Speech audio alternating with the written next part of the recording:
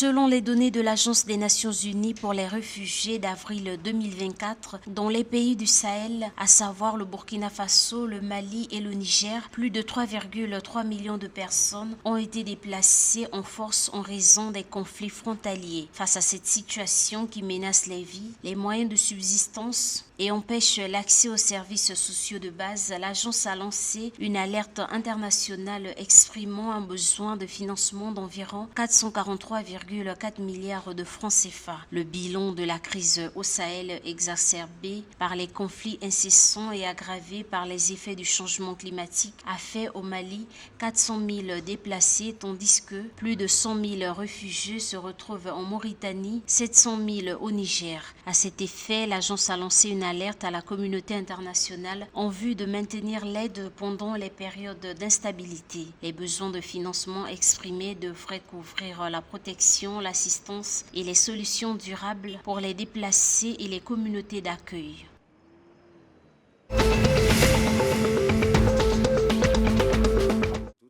7 soldats béninois ont été tués le 4 juin 2024 par des hommes armés non identifiés dans le parc national de Pondjari, dans le nord du Bénin, épicentre des violences attribuées aux djihadistes dans le pays.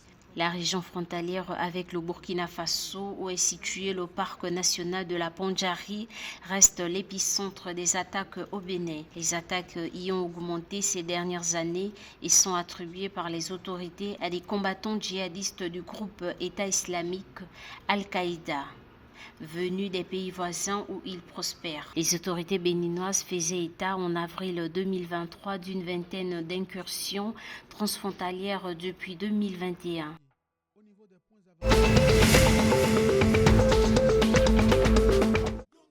Des groupes de la société civile ont manifesté samedi 6 juin 2024 dans la capitale du Ghana, Accra, pour exiger la fin des pénuries d'électricité chroniques dans le pays. Le rassemblement a momentanément paralysé la circulation automobile le long de Medina Heights, une route habituellement très fréquentée. Vêtus de chemises noires et rouges, les manifestants ont exprimé leur frustration en scandant « Doumsor, panne d'électricité » en langue locale à Caen. Les organisateurs ont déclaré que cette manifestation est un message fort adressé au ministre de l'Énergie et au président de la République, indiquant que le public en avait assez de la crise actuelle de l'électricité. Les manifestants portaient des pancartes avec des messages tels que « Le Ghana mérite mieux, réparer Doumsor ».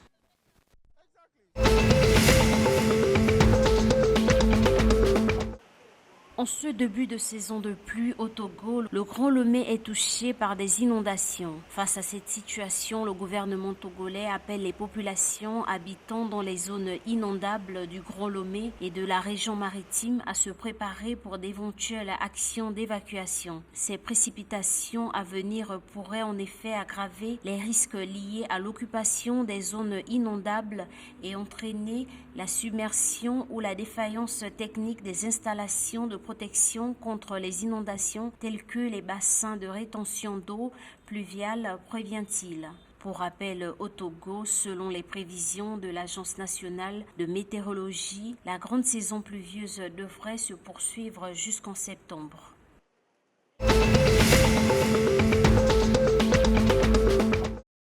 Le Sénégal s'est imposé le 9 juin 2024 face à la Mauritanie 1-0 lors du match comptant pour la 4e journée des éliminatoires de la Coupe du monde de football 2026. Dans un système de 3-4-3, le Sénégal n'est pas parvenu à mettre en place son jeu face à une équipe de Mauritanie bien organisée et qui a montré de belles choses.